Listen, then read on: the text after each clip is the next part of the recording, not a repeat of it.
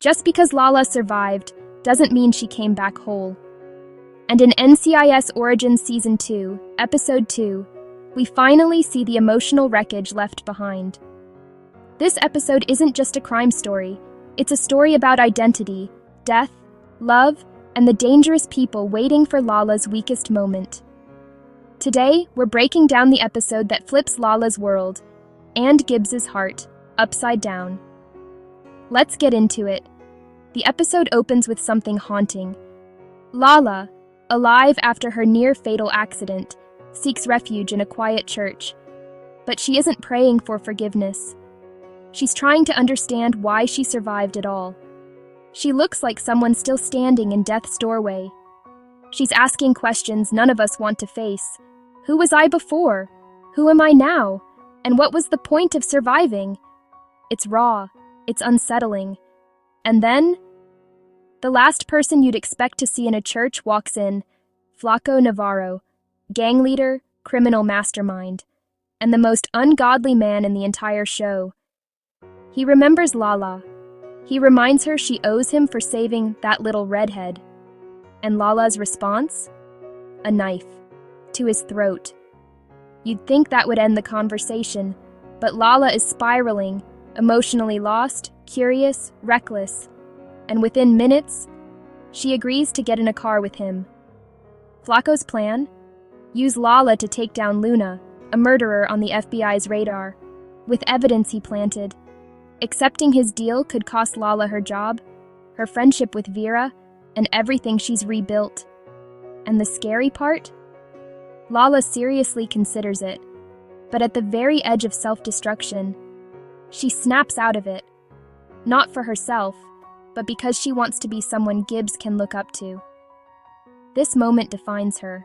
She chooses the harder path, the righteous path, the path away from Flaco's world. For now.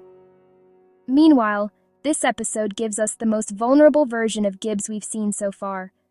Flashbacks show him sitting by Lala's hospital bed, holding her comatose hand, quietly breaking. Later, Diane walks in on him watching old footage of Lala interrogating suspects. She assumes it's research, but it's painfully clear he's watching the woman he once loved. He pauses the tape. He studies her. He misses her. And as the episode unfolds, everything Gibbs does circles back to Lala. He searches for her on the beach. He hovers at her office. He becomes increasingly distant from Diane. The writing is on the wall. Gibbs isn't over Lala, not even close. Outside their messy emotional drama, the team investigates the drowning of a collegiate swimmer. But Gibbs? He's so distracted, mostly by Lala, that he nearly ruins the case. He interrogates the victim's father way too aggressively, and Franks has to yank the probie out before he completely torpedoes the investigation. Later, Gibbs tries again, this time with the swim captain, and guess what? He messes up again. Why? Because he copy-pastes interrogation tactics from an old Franks video, including the yelling, the pacing, the fist-slamming. Except Franks is a force of nature. Gibbs is a hungry boy with a bruised ego and an even more bruised hand. But there's a redemption arc coming. He finally opens up to Diane, admitting he feels inadequate at work. For once, Gibbs lets himself be human. Lala and Franks eventually crack the case, discovering the swimmer was killed by the assistant coach, who used the boys as drug mules. Justice is served, but the real storyline?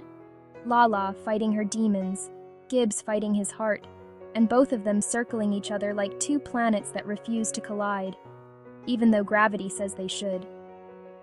This episode gave us everything: emotional breakdowns, criminal temptation, suppressed love, and some truly messy interrogations. So here's the big questions for you. Do you think Lala will revisit Flaco's offer? Are Gibbs and Lala headed toward a romantic reconnection? And what does this mean for Diane's future? Drop your thoughts in the comments. I read every single one. Don't forget to like, subscribe, and I'll see you in the next breakdown.